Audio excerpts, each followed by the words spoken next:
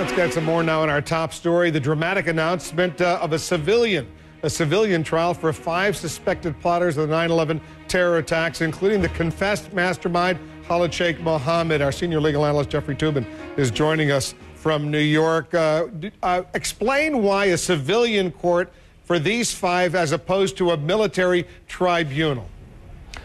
Well, why the Justice Department made this choice is that, well, the American legal system is widely respected around the world as a fair venue for the resolution of criminal cases.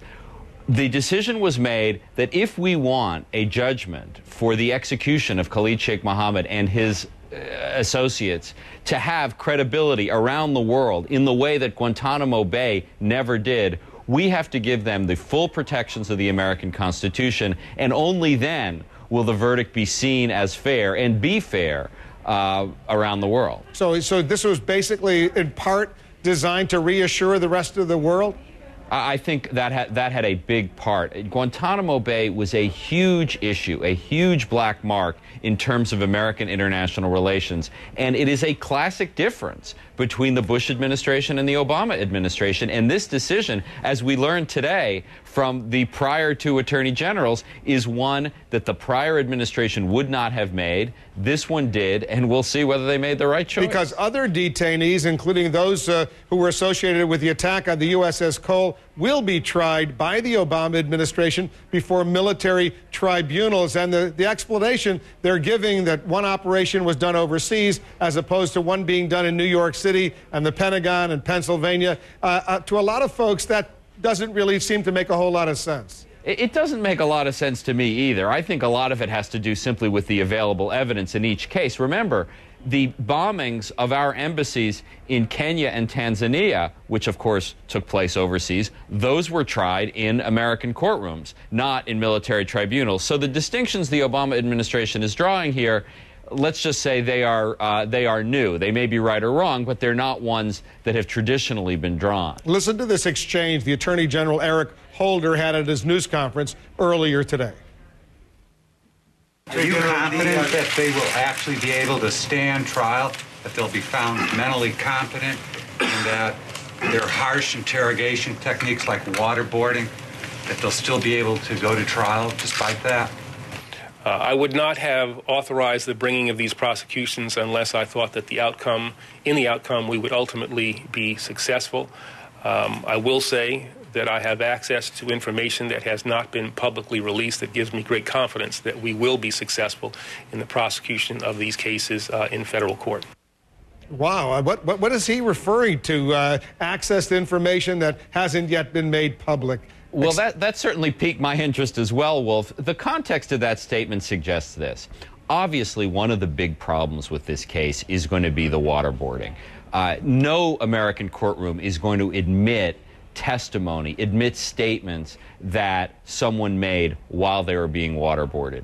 What Holder's statement suggests is that there is other evidence of statements made by Khalid Sheikh Mohammed and the other defendant who was waterboarded. There's other evidence not tainted by the torture that will prove their guilt. But remember, the defense here is going to argue that the waterboarding alone is so egregious that that's going to justify the dismissal of the case. I don't think that motion will win, but those are the kind of legal issues we're going to see sorted out over these many, many months it will take to get this case to trial. Do Khalid Sheikh Mohammed and these 4 others, for all practical purposes, in this federal courtroom, have all the rights of U.S. citizens? Absolutely. You're either an American defendant in an American courtroom or you're not. If you are a defendant, there are no restrictions on your rights, and that means including access to the evidence. And that's what's so important here, because a defendant has the right to prior statements that he made. He may have the right, for example, to the videotapes of his waterboarding, if they still exist.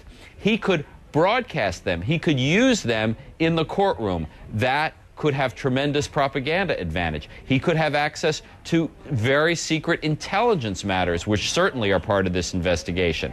There's something called the Classified Procedures Information Act, CIPA, which limits the public disclosure of classified information, but defendants get access to this sort of information. That's something that's going to be very difficult to manage and very important in this case. Because that raises the question about classified secret information. How much access will the defense attorneys have to classified information? Will they be allowed to put it out in public? How damaging could that be to U.S. national security if sources and methods of al-Qaeda, for example, are exposed?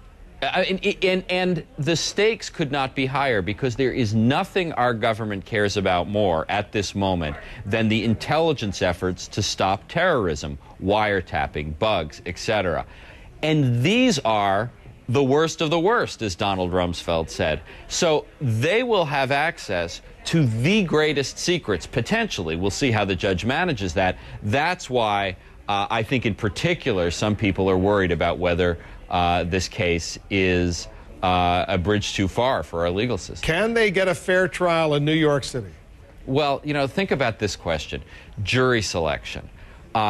This courtroom is about a 15-minute walk from Ground Zero.